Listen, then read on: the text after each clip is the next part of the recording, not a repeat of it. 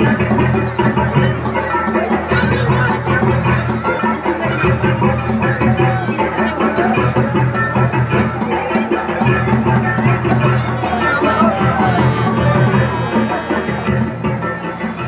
আমি তপজা। আপনারা দেখছেন মাধ্যম পডকাস্ট।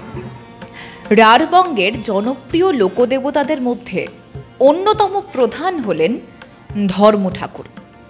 ধর্ম ঠাকুরকে ঘিরে একাধিক লৌকিক কাহিনী যেমন প্রচলিত রয়েছে, ঠিক তেমনি মধ্যযুগের ধর্মমঙ্গল কাব্যেও এর বিস্তৃত বিবরণ পাওয়া গিয়েছে।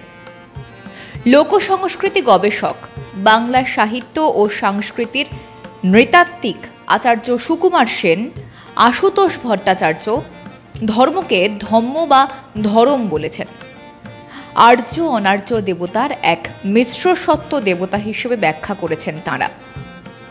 ধর্মকে শিবের যেমন অবতার বলা হয়েছে, তেমনি আবার সূর্য দেবতা বা যমও বলা হয়েছে।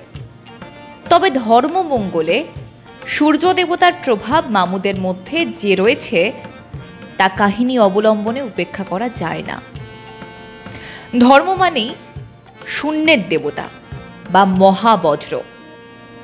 আবার মহামহোপাধ্যায় হরপ্রসাদ শাস্ত্রী ধর্মকে বৌদ্ধ ধর্মের শেষ অবশেষ বা প্রচ্ছন্ন রূপ বলেছেন। তবে প্রত্যেক বছর রাঢ়বঙ্গের বীরভূম, বাঁকুড়া, পুরুলিয়া, বর্ধমান, হুগলি, হাওড়া, মেদিনীপুর এবং কলকাতায় ব্যাপকভাবে ধর্মের গাজন উৎসব লক্ষ্য করা যায়। মূলত চৈত্র সংক্রান্তিতে ধর্মের পুজো হয়। এই ধর্মের গাজনে এলাকা ভেদে ইষ্ট দেবতার রূপ ভিন্ন ভিন্ন হয়।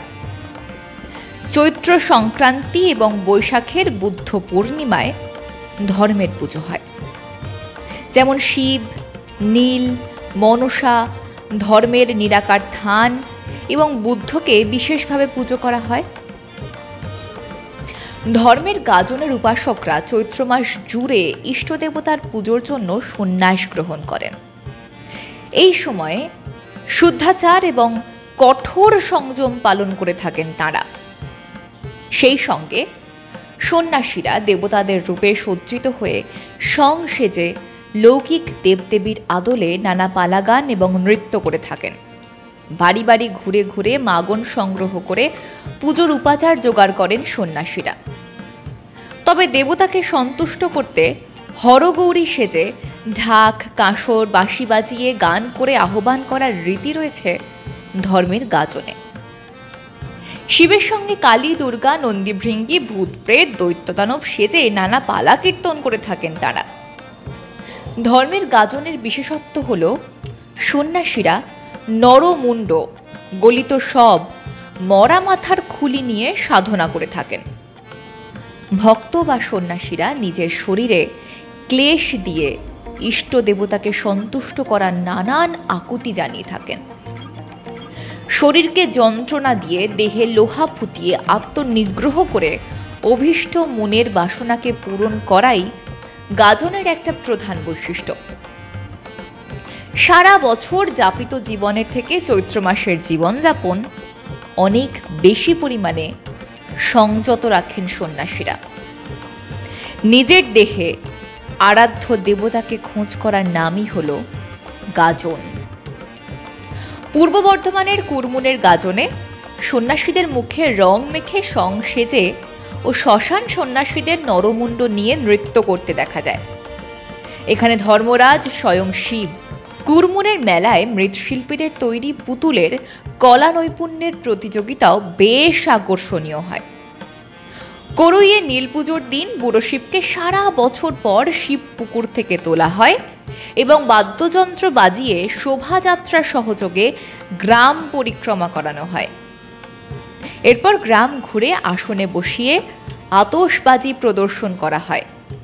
সেখানে বহু মানুষের সমাগম হয়। এই ধর্মে মেল খুব প্রসিদ্ধ। বাংলা গাজন শব্দটির অর্থ হল গর্জন করা। গা শব্দের অর্থ হল গ্রাম, আর জন শব্দের অর্থ হল জনসাধারণ। গ্রামীণ উৎসবের ভাবনা থেকে গাজন শব্দের রূপান্তর হয়েছে। তবে লৌকিক বিশ্বাস মতে গাজনের অর্থ হল এদিন শিব পার্বতী বা হরগৌরীর বিবাহ অনুষ্ঠান। শিব হলেন বর এবং পার্বতী হলেন কালিকা, সঙ্গে সন্ন্যাসীরা হন বরযাত্রী। এই উৎসব বাঁকুড়া, পুরুলিয়া, বর্ধমানে ব্যাপকভাবে জনপ্রিয়।